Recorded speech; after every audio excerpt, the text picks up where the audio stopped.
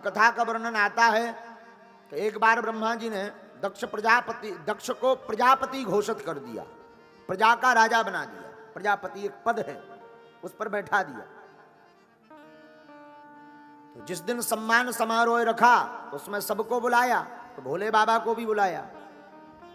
तो नेताजी की हमेशा से आदत होती है कि वो थोड़ा लेट आते हैं, देरी से, ताकि सब पहले से जाकर के इंतजार करें। तो सब बैठे हुए थे, बाद में दक्ष पहुंचे तो सबने उठ करके सम्मान किया, परंतु ना तो विष्णु भगवान ने सम्मान किया, ना ब्रह्मा जी ने, ना शंकर जी ने। ब्रह्मा जी ने सोचा कि हम तो पिताजी हैं, विष्णु भगवान तो परदादा हैं।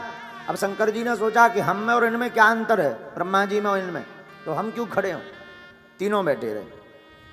प्रजापति दक्ष मंच पर बैठा तो गद्दी पर बैठते ही नीचे नजर गई कि सब तो खड़े हैं पर 3 लोग बैठे हैं। पिताजी तो ठीक है, दादाजी ठीक है, पर ये भाई साहब क्यों नहीं उठे शंकर जी की तरफ। अच्छा, आदत बहुत बुरी होती है, 1000 लोगों की भीड़ हो, 900 लोग 999 लोग प्रणाम कर लें, एक ना करे तो नजर उसी पे जाती है कि ये है कौन। सब प्रणाम कर लें, एक ना करे, उसी पर नजर जाती है कि ये भाई साहब कौन है, ये क्यों नहीं प्रणाम कर रहा। सब तो राम राम कर रहे हैं।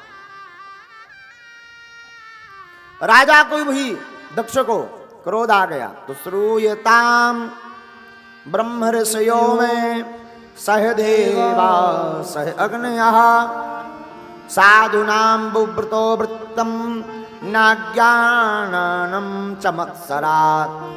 सुनो ए देवताओं, सुनो। बैठते ही भाषण शुरू कर दिया। तो देवताओं को लगा कि शायद कोई बहुत ऊंची बात है, तब तो बैठते ही भाषण शुरू हो गए। देवता सावधान होकर के सुनने लगे। दक्ष ने कहा, सावधान, केवल एक बात कहूंगा मैं, विशिष्ट सभा में विशिष्ट लोगों का ही आगमन हो तो ही अच्छा है। तो सब देवता एक दूसरे की तरफ मुंह ताकने लगे कि यहां पर विशिष्ट कौन नहीं है। तब तक दक्ष बोले, सुनो, सभ्य समाज में एक भी असभ्य व्यक्ति आ जाए तो सभा का रूप बिगड़ जाता है। सब देवता एक दूसरे की तरफ देखने लगे कि भाई यहां असभ्य कौन बैठा है। चिल्ला करके दक्ष बोले, अरे तुम्हें ये नंगा शिव नहीं दिखाई पड़ता? न इसे बैठने का ज्ञान, न उठने का ज्ञान, हमेशा भूत प्रीतों के संग रहता है, तो इसकी आदत भी भूत प्रीतों जैसी ही हो गई। अब तो देवता हैरान है गए।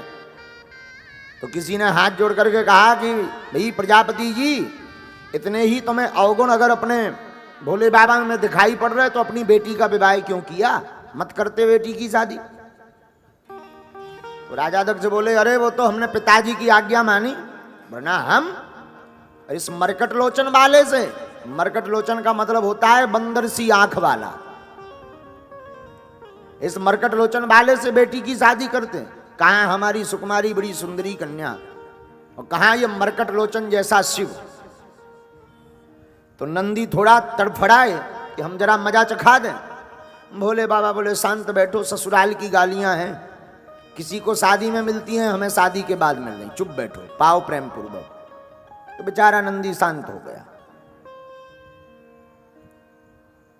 राजा दक्ष नहीं माने, भोले बाबा की तो मुस्कुराने की आदत से और मुस्कुरा दिए। अच्छा, किसी को गुस्सा आ रही हो तो मुस्कुरा दो, फिर देखो उसके अंदर का बिच्छू डांस कितना खतरनाक निकलता है।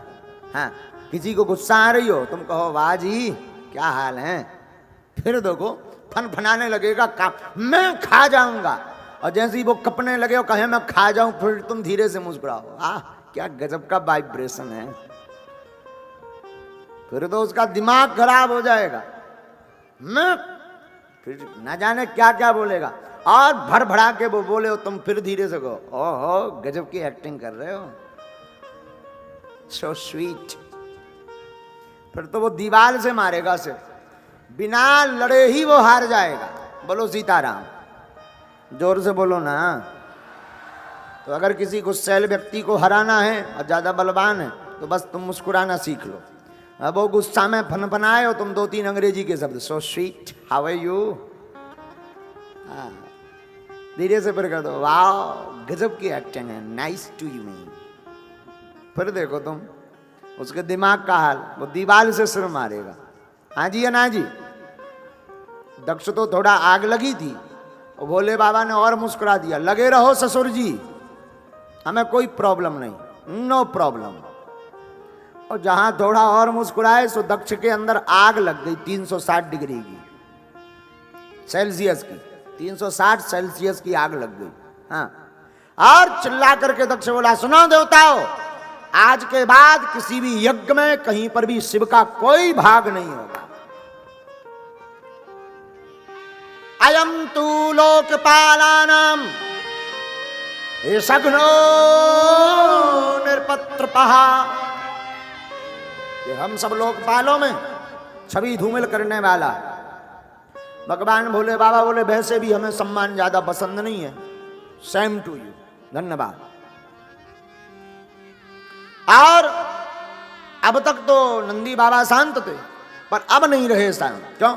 हरि हर निंदा सुनाए जो काना, हरि हर निंदा सुनाए जो काना, हो ही पाप गौ घात समाना, हो ही पाप गौ घात समाना, हरि हर निंदा सुनहि जो काना, हरि हर निंदा सुनहि जो काना, ओहि पाप गौ घात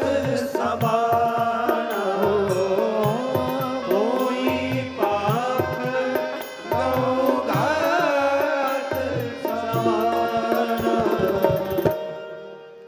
माता, पिता, गुरु, भगवान विष्णु, शिव, इनकी जो निंदा करता उसे गौ हत्या बराबर पाप भोगना पड़ता है।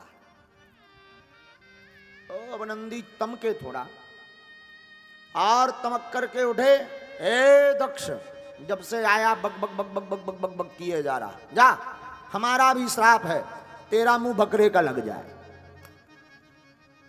तो राजा दक्ष की तरफ से भृगु जी, इनकी दाढ़ी बड़ी लंबी थी, दाढ़ी पर हाथ फेरते हुए बोले, ए नंदी, तुझे क्या लेना देना, ये ससुर दामाद का मामला था, तू बीच में क्यों खुद का मेढक की तरह, जा, हम भी श्राप देते हैं, भोले बाबा के जितने गण हैं सबके सब पाखंडी हो जाए। नंदी बोले, हमको पाखंडी कहा? नंदी तमक करके उठे, ए बाबा, हमको पाखंडी कहा, जा, हम भी श्राप देते हैं, तेरे जैसे जितने ब्राह्मण हैं सबके सब मंगना चटकार बामुन बन जाए, जा। ये नंदी बाबा का ही श्राप है ब्राह्मणों को, आज भी ब्राह्मण मांग करके ही खा रहा है। हाँ, ब्राह्मण कितना भी अमीर हो, पर इसकी भिक्षा लेने की वृत्ति कभी नहीं जाता, क्योंकि नंदी बाबा का श्राप है।